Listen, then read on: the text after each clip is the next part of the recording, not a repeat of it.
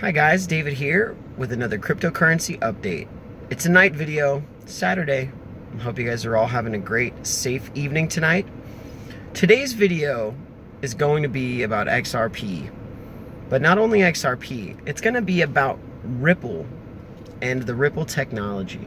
See, one thing that we're going to have to start being able to do as XRP and Ripple technology investors, even though we can't actually invest into the Ripple company itself, the access that we have to buying into XRP is going to be our way into that market, into the profits that possibly lie ahead for XRP.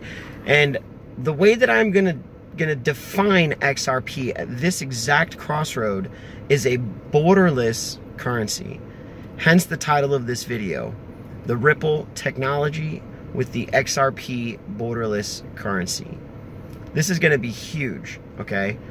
We had discussed before countries like Venezuela and places that are experiencing extreme hyperinflation.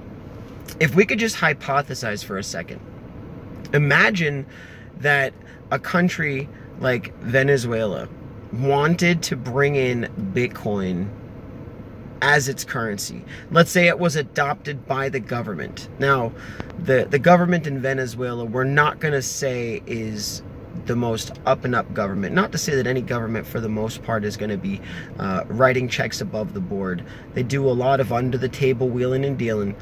Let's say that a country like Venezuela adopted BTC or XRP, blah, blah, whatever, and they utilized the technology and the borderless currency. But what they're going to do is they obviously don't want their people having access to the profits of the BTC. So what they're going to end up doing, in my mind, is they'll take control of a big chunk of it, and they will create a flat basic fiat price for trade within their own border. Okay, so they're going to give their country access to trading with Bitcoin so that they don't have to take a suitcase full of cash to the grocery store or blah blah blah. They can start to do the change over into Bitcoin ATMs, into transferring value through their phones, but the government is going to retain the availability of trading for the profit. So they're going to basically set their country on a set price, and they're going to have access to trading that BTC on the open market.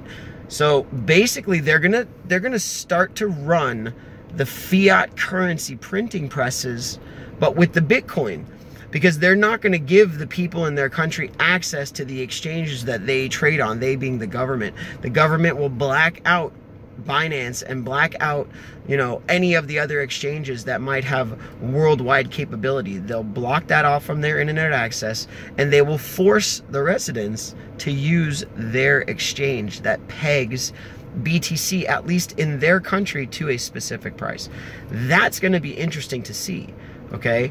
Because they're going to be attempting to set the price in their country, yet be able to sell the BTC back onto the open market, therefore affecting the actual number of BTC or XRP that their own country has access to.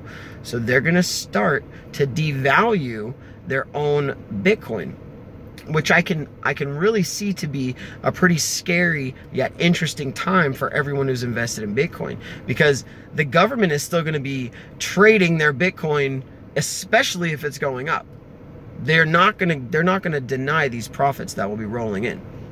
So we have to be on the lookout for that. Now, I think that's all very speculative, and I hope somebody in the comment section disagrees with me and gives some kind of alternative idea and concept to that. On a side note, what I wanted to say was, if you speak the language of one of these countries that's experiencing hyperinflation, I highly suggest that you start your own channel. Okay, whether you're in Brazil, or whether you're in Spain, or whether you're in Greece, okay, or Venezuela, anywhere.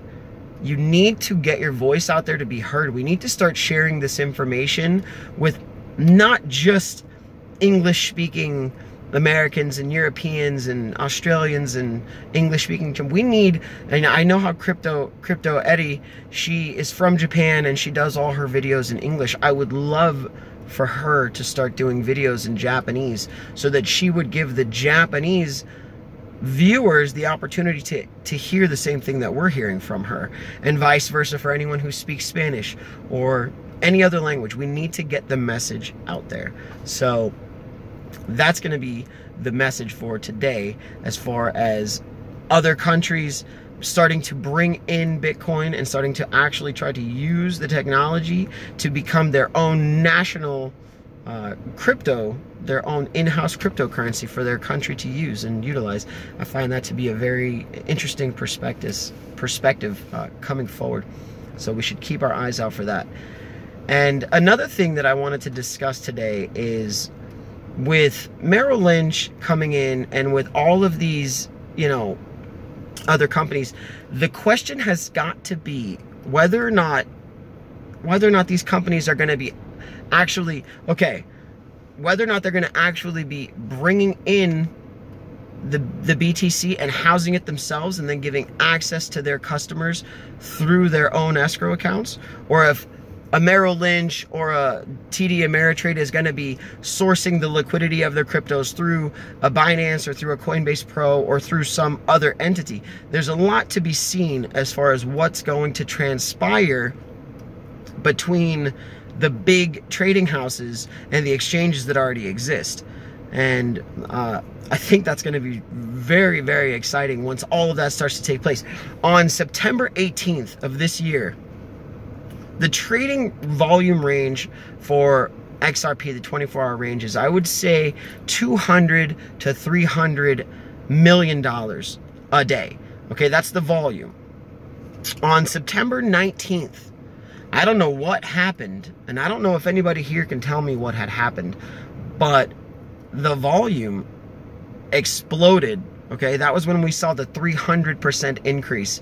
The volume exploded and the price exploded. The price went from 23 cents to 78 cents, okay, in the shortest span that I've personally ever seen. What an exciting ride that was. But the volume, that was what was bothering me. I didn't understand necessarily where it was coming from. And it was not just on Binance, okay? I checked Coinbase today, and the volume was across the board.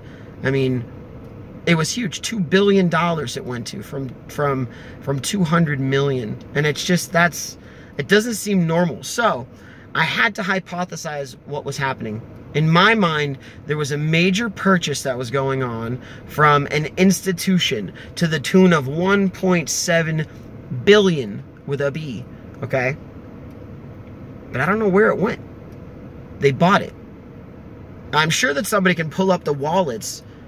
There's websites that show you the wallet activity. I'm sure somebody can pull that website up and find out whether or not the 1.7 billion extra volume that flew into the market went to the same wallets or went to like a specific small number of wallets. Because in my mind, that would clearly say that there was an institution that had made a huge purchase in lieu of the fact that soon they will be offering XRP to their clients, and they knew that they needed to have a big bag full of it. Obviously, the volume spiked. Everybody FOMO'd, fear of missing out. Everybody threw their chips in, bought in.